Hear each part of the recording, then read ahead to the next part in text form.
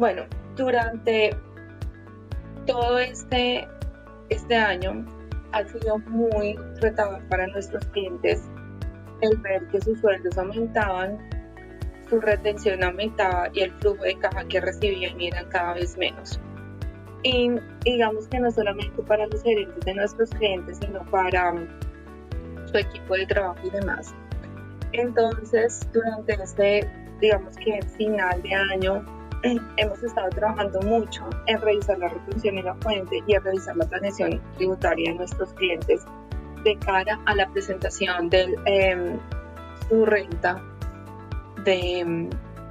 digamos que del 2023, que se va a presentar en el 2024. Pero digamos que yo veo una oportunidad, así como dicen, nunca es tarde, para realmente poder planear lo que cada uno va a hacer con su red. Entonces, estos tips que les voy a dar los pueden empezar a utilizar desde ya. ¿Listo? Entonces, primer tip. Ojo con los ingresos en especie, porque los contribuyentes no podrán solicitar como costo o deducción los pagos cuya finalidad sea remunerar de alguna forma al trabajador y que no hayan formado parte de la base de retención y la fuente para ingresos laborales. ¿Eso qué quiere decir? Ahí ustedes como empresa tienen que ser muy cuidadosos. Digamos que a mí, Becky Cardoso, me pagan parte de mi remuneración, es un vehículo. Parte de mi remuneración es el colegio de mis hijos. Vamos a dejar esos dos ejemplos. Si la persona, es decir, Becky, dentro de su base de ingresos, no reconoce esos ingresos porque realmente son parte de mi remuneración, la empresa que me paga no los puede tomar como costos y gastos deducibles. Entonces ahí ustedes tienen que tener mucho cuidado. Hay un documento que se llama Compilación de la Doctrina Oficial de la Ley 2277, que fue emitido por la DIAN en noviembre 1 del 2023, el 1 de noviembre. Entonces vayan a este documento porque ahí está esa aclaración. Entonces, ojo, porque tal vez ustedes, por darle gusto al gerente, ¿sí?, que no quiere tener unos ingresos superiores, entonces no reportan esta información.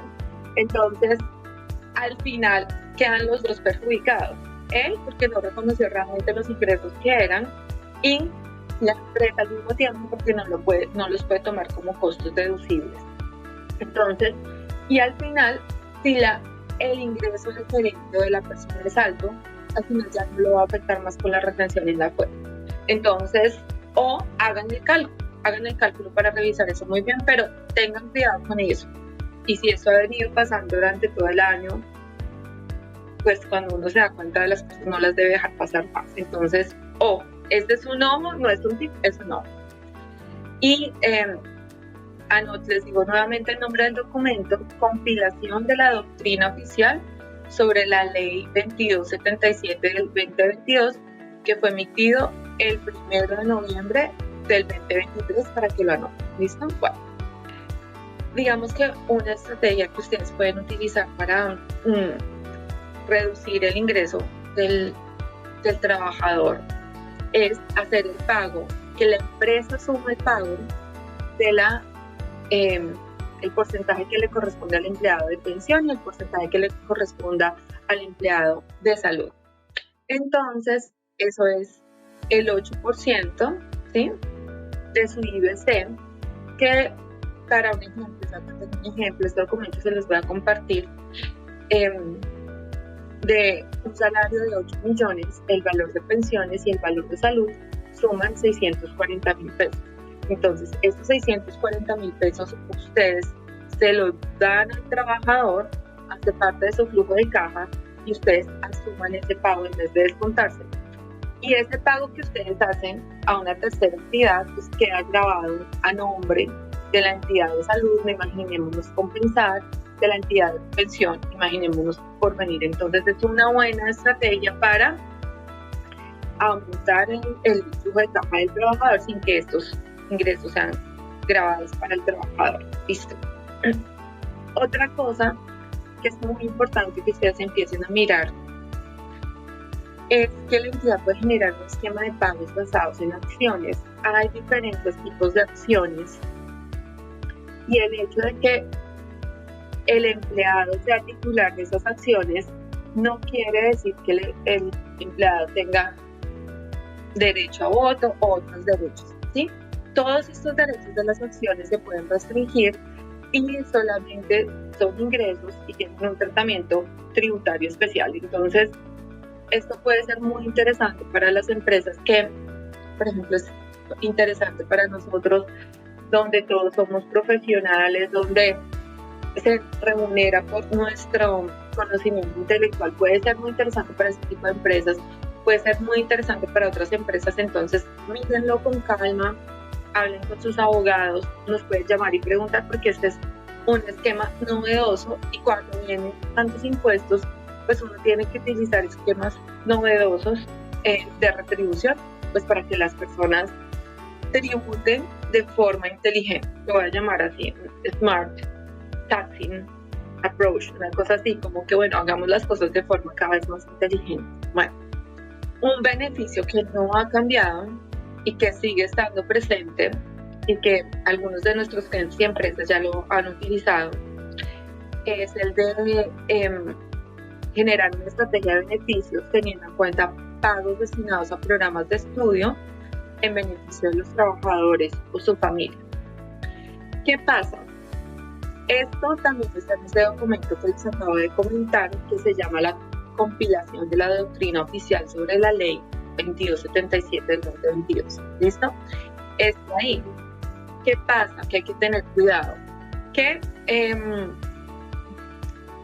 para que esto no sea grabado en cabeza del trabajador y sea deducible para la empresa, se deben cumplir dos condiciones. Una, que no exceda el valor promedio que se reconoce a la generalidad de los trabajadores en la empresa. Es decir, que si el gerente, no sé, va a tener un beneficio de 2 millones, pues cualquier trabajador tenga acceso al beneficio de 2 millones, esto es como un pacto colectivo.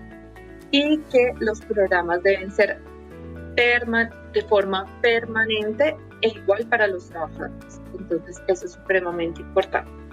Usted, que en la tabla de retenciones del artículo 383 del Estatuto Tributario, ustedes la mayoría lo deben conocer, pero pues anoten este número 383, ustedes van a una tabla y en esa tabla le dicen, miren, estos son los porcentajes sobre las cuales la entidad después de la depuración les va a hacer la retención. ¿Listo? Entonces, estos rangos, digamos que arrancan 95 VTs. 95 VTs son 4.029.000, entonces digamos que ahí es donde arranca la retención. Después sigue de 95 a 150, de 150 a 360. Entonces, a mí que me parece interesante que ustedes tengan esos valores, digan, oiga, ¿cuál va a ser mi planeación general de salarios? Alrededor de esos valores podría ser, pero tengan en cuenta que la retención en la fuente se calcula después de toda la depuración. Y la depuración tiene unos elementos. Entonces, en esos elementos están, primero, usted tiene el salario, yo lo hice con un ejemplo de 8 millones, digamos que están los ingresos no constitutivos de renta ni ganancia ocasional y ahí están los aportes voluntarios a pensiones, aportes obligatorios al fondo de pensiones y aportes obligatorios a salud. En el tema de aportes voluntarios a pensiones tengan en cuenta algo y mírenlo desde esta perspectiva. ¿Qué es mejor? ¿Pagar impuestos, sí? ¿O revisar un valor de pensión obligatoria mínima que usted pueda contribuir a un fondo y que ese valor obligatorio mínimo en ese fondo le permita reducir el valor de su retención? Entonces, eso es importante verlo y puede ser interesante, pero igual con cálculos, mirando cuál es el valor más conveniente que ustedes pueden aportar en este sentido. Después de este elemento están los ingresos no constitutivos de renta y ganancia ocasional. Aquí es muy importante 3 elementos que yo les aconsejo mucho para gente joven. Digamos que los profesionales jóvenes que tienen salarios altos tienen la posibilidad de adquirir su vivienda. En ese sentido, tienen dos deducciones interesantes que pueden tomar. Una, los intereses de su crédito hipotecario. Dos, el aporte a AFC. Entonces, ellos pueden hacer primero su aporte a AFC y desde ahí hacer el pago de su crédito hipotecario. Entonces, ahí tienen como doble beneficio en el cálculo de su retención en la fuente. El elemento que sigue, igual son los aportes voluntarios.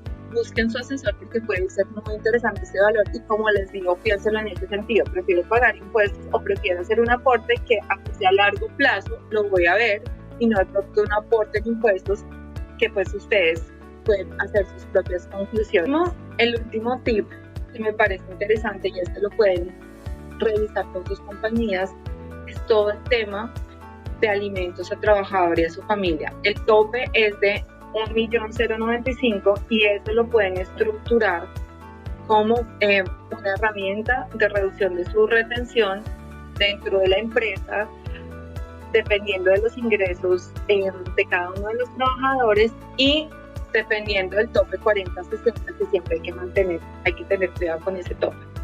Bueno, entonces esos eran los tips que les quería traer y compartir el día de hoy. Tenemos muchos eventos muy interesantes durante este mes en Global Gap. Especialmente tenemos una visita a la ciudad de Medellín, donde vamos a hablar de Doing Business en Medellín y algunos, digamos, que estrategias tributarias específicas de la zona. Entonces espero que sigan como muy al día de lo que vamos a hacer durante este mes.